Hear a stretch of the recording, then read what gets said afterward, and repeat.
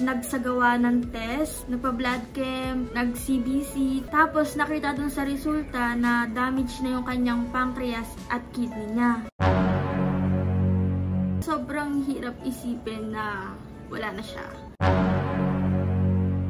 Wala na yung blue namin.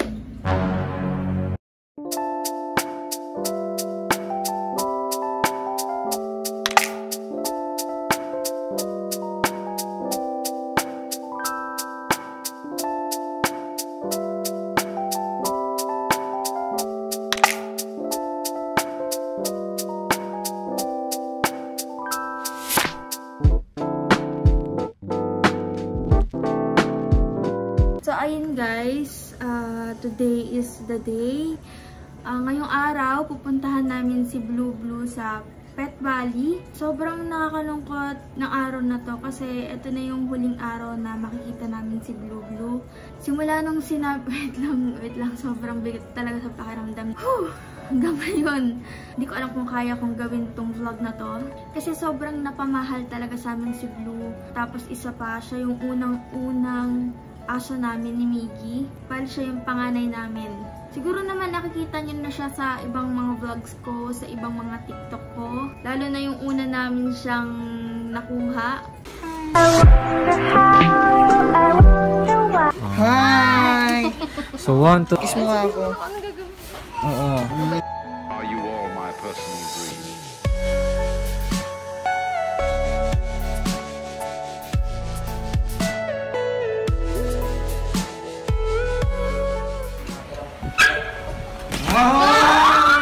First tahon!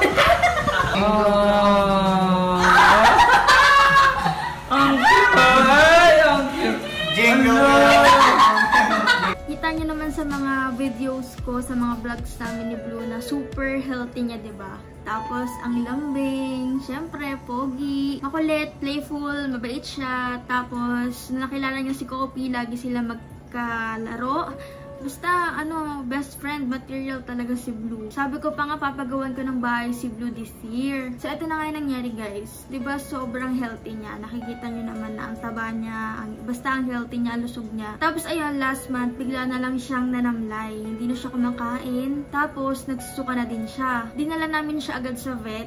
Tapos, natest siya doon na meron siyang canine distemper virus. Ipapakonfine na sana namin siya, kaso hindi nag-a-admit na may distemper yung mga napuntahan naming vet. Tapos, ang nangyari, pinauwi na lang kami sa bahay para sa bahay na lang gawin yung mga medications. Basta binigyan kami ng prescriptions para sa kanyang medicines na makakatulong na malabanan ni Blue yung distemper. Ang mahirap kasi dito, walang gamot para sa sakit na distemper infection. Para makarecover yung dog, kailangan palakasin yung kanyang immune system. So, ayun na nga guys, no mga 1 to 2 weeks ni Blue, umukay yung lagay niya. Lumakas na siya sa pagkain, tapos pinapainom namin ng gamot. So, akala namin magiging okay na. Kaso, nung 2 to 3 weeks ni Blue, ayun na, bigla na siya nag-twitching. Nag-twitch na siya tapos hindi na siya makatayo. Pero nakakakain pa siya. Ang ginagawa namin, inaalalayan namin siya. Tapos continuous pa rin yung gamutan. Continuous pa rin yung pag-inom ng mga gamot niya. Pero nagpa-prescribe kami ulit ng gamot kasi nga may mga iba ng symptoms na nakikita sa kanya. Tapos eto na nga yun guys, mga 4 weeks na niya, ayun, lumalala na talaga yung lagay niya. Ang nangyari, umiiyak na siya sa sakit. Tapos, may time na madaling araw yun, umiiyak talaga siya. Umiiyak siya ng umiiyak. Yung ramdam mo na, ang sakit na nang nararamdaman niya. Ginagawa namin, binabaliktad namin siya. Binabago namin siya ng pwesto, baka kasi nangangalin na siya. Ngayon, wait lang. Nahirapan ako magkwento, naalala ko kasi. Tapos, kinabukasan, may dumating na guard sa amin. Yung pala may nagrereklamong kapitbahay.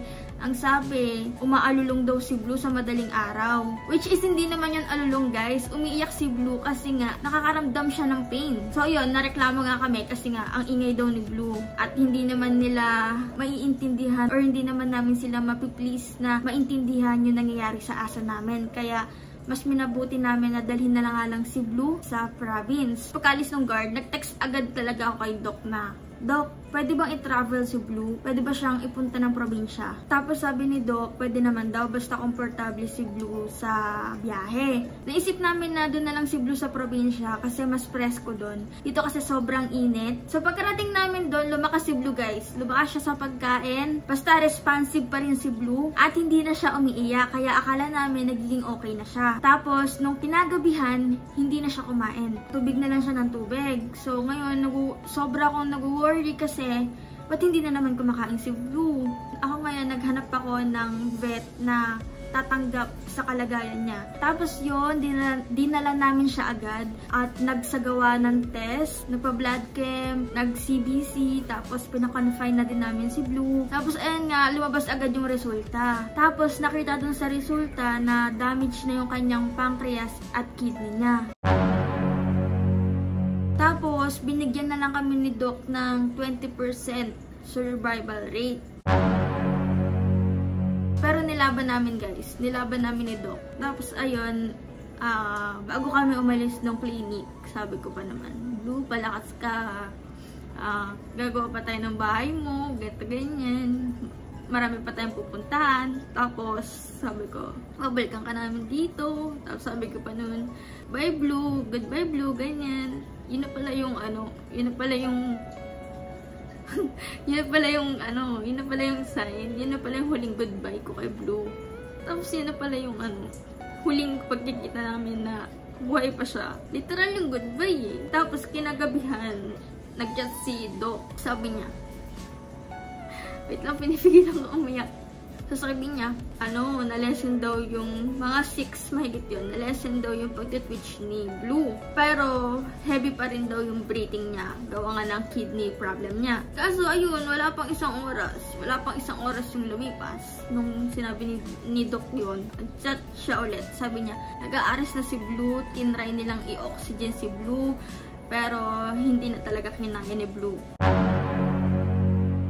Nung sinabi ng Doc na wala na si Blue, biglang huminto talaga, as in, like, hindi ko ma-process yung nangyari, hindi ko ma-process yung naghang ba, tipong ayokong tanggapin na wala na si Blue. So ayun, pagkabasa ko nun, sinabi ko agad sa kanila. After nun, wala na, iyak na ako ng iyak, nasa kwarto ko, iyak ng iyak, ilang oras akong ganun. Ang bigat kasi sa pakiramdam, sobrang bigat sa pakiramdam. Siyempre naging part na siya ng family namin eh. Kaya sobrang hirap isipin na wala na siya. Wala na yung blue namin. Basta sobrang daming memories. Wala na kami makikita at makakasamang Blue. Alam mo yun, sobrang sakit isipin na wala na si Blue, na hindi na namin siya makikita. Nawala na siya dyan. Nawala na siya. Sobrang mamimiss ko yung mga araw na magkasama kaming dalawa. Yung mga araw na nakikipaglaro siya sa amin. Kailangan na lang talaga namin tanggapin na wala na talaga si Blue. Sabi ko, hindi ako iiyak eh. Sa lahat ng events ng buhay namin, nandyan siya. Kasama namin siya. Saka magto 2 years old na din siya ngayong taon. Nakakamiss yung mga moments na kasama namin siya. Yung mga pagkakataon na nandyan lang siya sa labas. Tapos kakatok yun sa bintana kapag nakakaamoy na ng pagkain dito sa loob. Yung pagkagising mo, tapos pagbukas mo ng pinto, siya agad yung makikita mo. Nakakamiss yung bonding namin sa beach. Yung kasama pa niya si Gray. Yung paggagala namin dyan sa labas. Pagpunta namin sa park. Pagbibili kami ng street foods, kasama namin siya. Tapos yung paghabol namin sa kanya minsan kasi nga nakakawala siya. Sobrang kulit kasi talaga ni Blue. Tapos kahapon pagka-uwi ko, nanibago ko kasi sa tuwing uuwi kami, nakikita namin si Blue na naghihintay.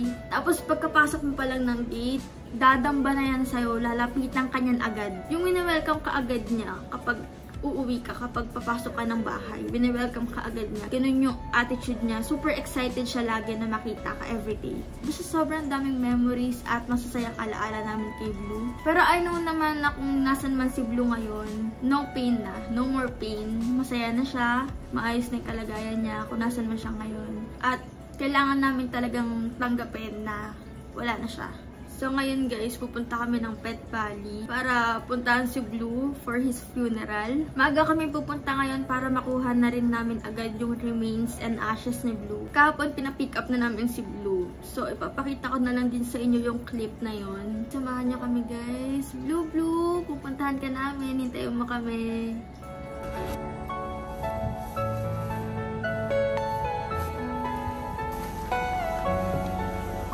Bye-bye, Blue.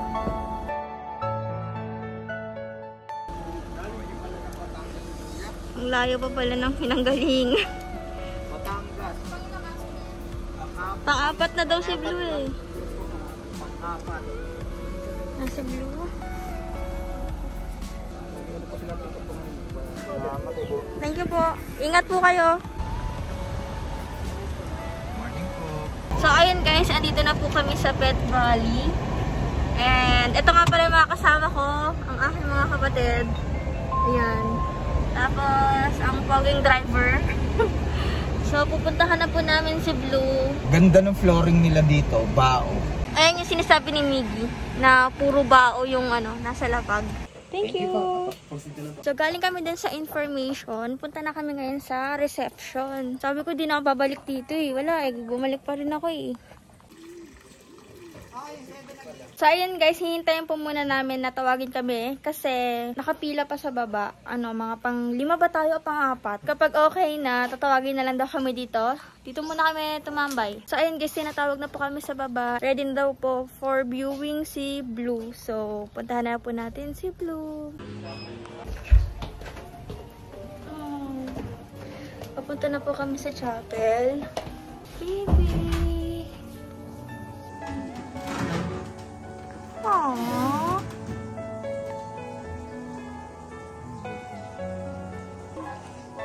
Baby.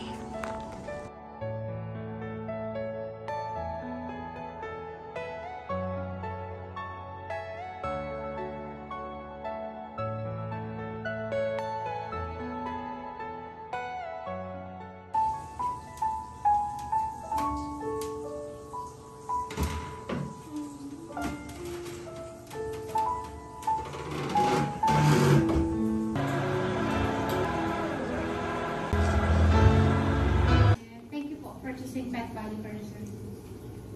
Salamat. Antayin niyo po ba yung remaining? Next for 3 to 4 hours po yung cremation time. Pahingang tissue. Isa prank! Nandun siya sa bahay. Sana nga pag-uwi natin nandun. Salamat po.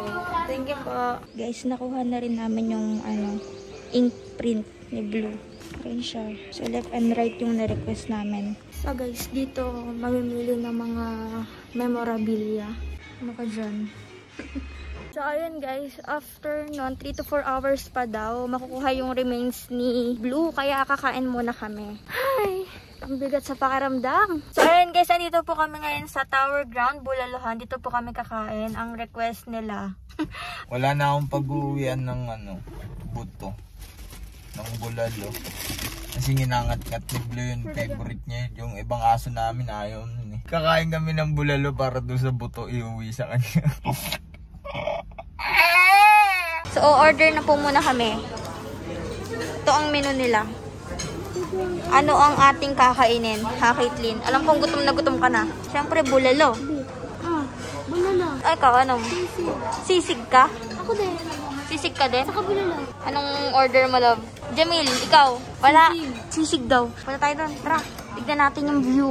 20 to 25 minutes pa daw yung serving time. So, anong gagawin natin sa 20 minutes? Maglalakad doon. Mag-TikTok. Ano ka dyan? Natawa na eh. Kanina umiiyak eh. Natawa na. Kanina eh. Gaganda siya. Habang nagbibideo eh, no? Nanginginig yung kamay ko. Pag nakita nyo, nanginginig ako yun. Last time dito kami kumain. Ayan, dyan. Dito. Oh, ayan. Oo, ako ay pinagpatagpo ako na. Hindi ko yun kilala.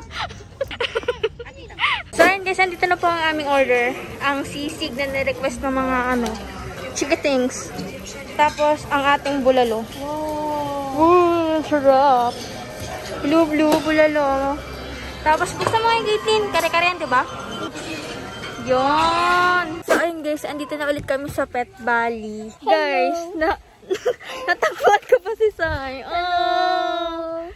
Dito pa talaga tayo magkakasal. Ang mga pangit, ang pangit naman. Yung pala yung sinasabi ni Kuya kahapon na nag-pick up sa amin na nagaling daw siyang Batangas. Yung pala yung kinasay. Cute. Ito na si Blue, guys. Peace bomb. Ito na si Blue, guys. Iuwi na po namin siya. Ang dami, no? Yung kay Sobrang konti. super konti. Puno eh. So, ayun guys, pauwi na po kami at kasama na po namin ang poging-poging si Blue. Ayan, nandito siya sa loob. Yan lang po lalagyan niya. Ayan siya, basta at nandito siya sa loob. So, uwi na po kami. So, itatabi natin to kay Gray. Ang best friend ni Blue, Si si Coffee. Ang kapatid ni Blue, si Gray.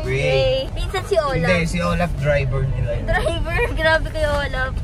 So, ayan guys, ayan na po.